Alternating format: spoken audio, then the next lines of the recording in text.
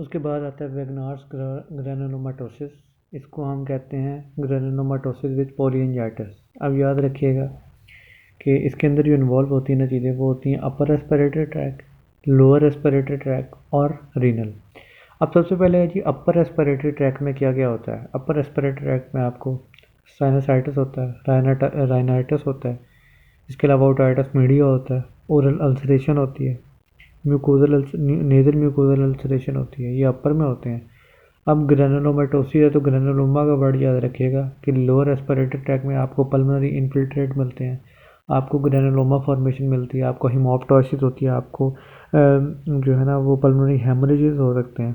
उसके बाद रीनल में जाते हैं तो रीनल में आपको अगर माइल्ड फॉर्म है तो आपको फोकल नेक्रोटाइजिंग ग्रेनुलोमेटोसिस होती है, और अगर आपको उसकी सीवियर फॉर्म है तो यहाँ पर रैपिडली प्रोग्रेसिव ग्लोमेरुलोनेफ्राइटिस होती है।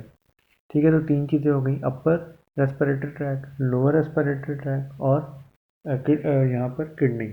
ये तीन चीज़ें हो गई। अब उसके बाद यहाँ पर हम पढ़ते हैं इसकी डायग्नोसिस। डायग्नोसिस जो आपने करनी है ना मेनली जो है वो आपकी ये है कि सबसे पहले तो सीबीसी करेंगे तो आपको यहाँ पर ल्यूकोसाइटोसिस मिलेगी, सीआरपी और ईएसआर मिलेगा। ठीक है ना, उसके बाद आप जब करोगे इसकी वो एंटीबॉडी तो आपको सी एन का पॉजिटिव मिलेगी।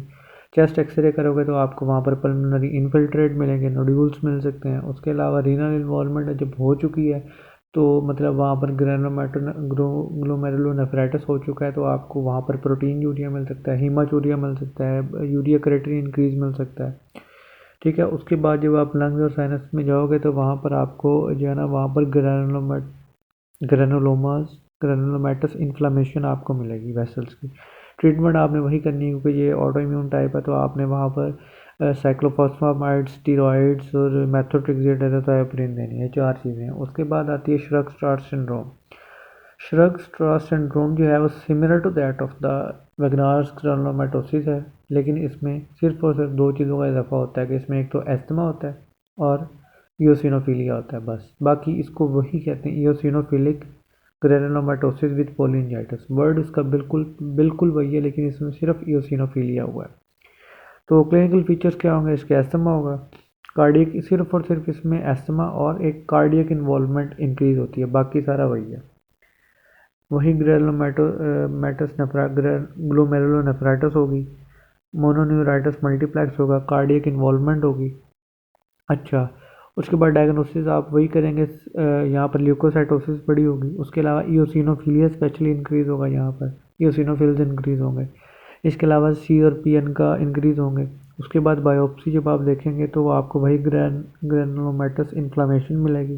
ट्रीटमेंट उसकी वही है, आप स्टीरॉयड दे दें। उसके बाद आप इसको जो है वो साइक्लोफॉस्फामाइड दे दें। मेंटेनेंस थेरापी के लिए आप मेथोट्रेक्सेट और एजाथायोप्रिन दे दें। That is all about these two.